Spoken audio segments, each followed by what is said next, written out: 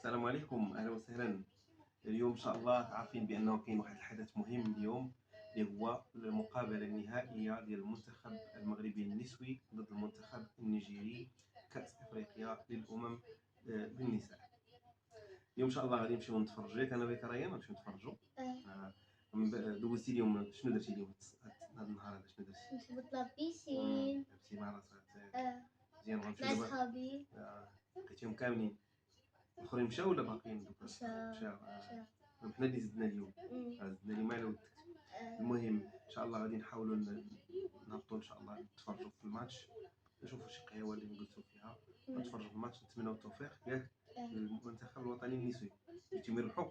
لا، بغيت المغرب. بغيتي المغرب يربح؟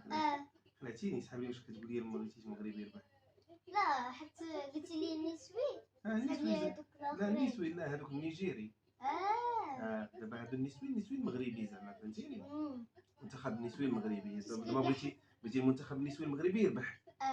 غادي نربحوا نيجيريا ان شاء الله. دونك غادي نمشيو ان شاء الله ننطلقوا باش اننا باش نشوفوا القهوه اللي غادي نتفرجوا فيها. صافي سريان سعد على بركه الله.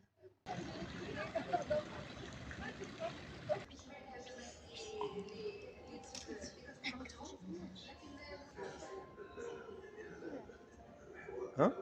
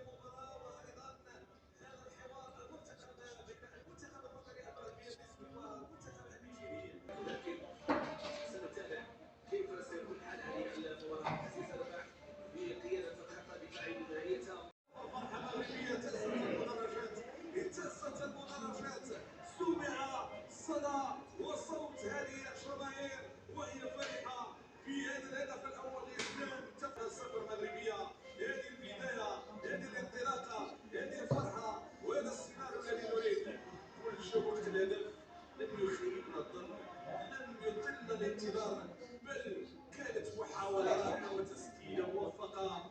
الطرابيري للتقى في الشباك النيجيرية، كريستيان شباك وضعتها في الشباك، لعبتها في الزاوية البعيدة. وهذا هو المطلوب.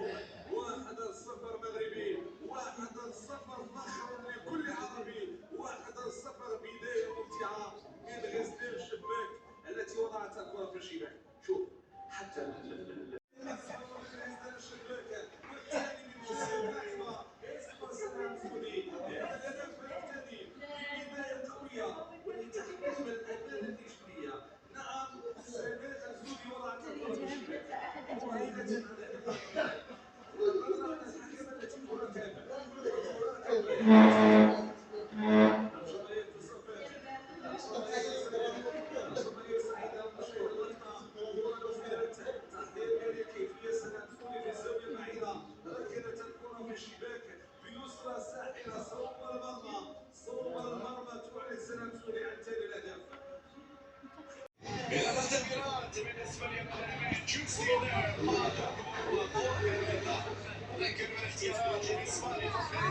جميع حراسة المرمى سينا الرضواني وهنا بن سينا عزيزة البنا بحال الحاج نرجع نتابعوا السكينة. المنتخب النيجيري قادرة تتفوق أمام كورونكو.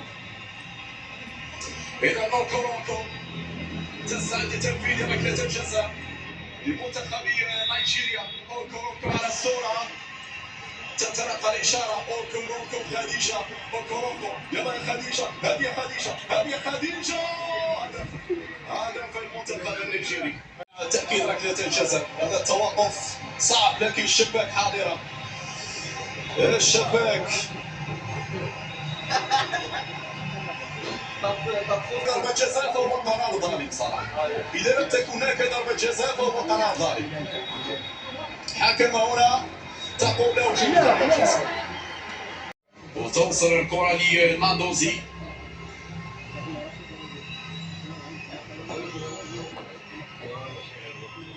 إذا ناندوزي فعلا حكم مع نهاية الوقت البديل تعلن على نهاية المواجهة، رغم أنه كان في توقفات أيضا في الوقت المحتسب بدل الضائع. اليوم التحكيم كذلك يسأل عن بعض القرارات كما كان يسأل عن بعض القرارات في دور النصف النهائي.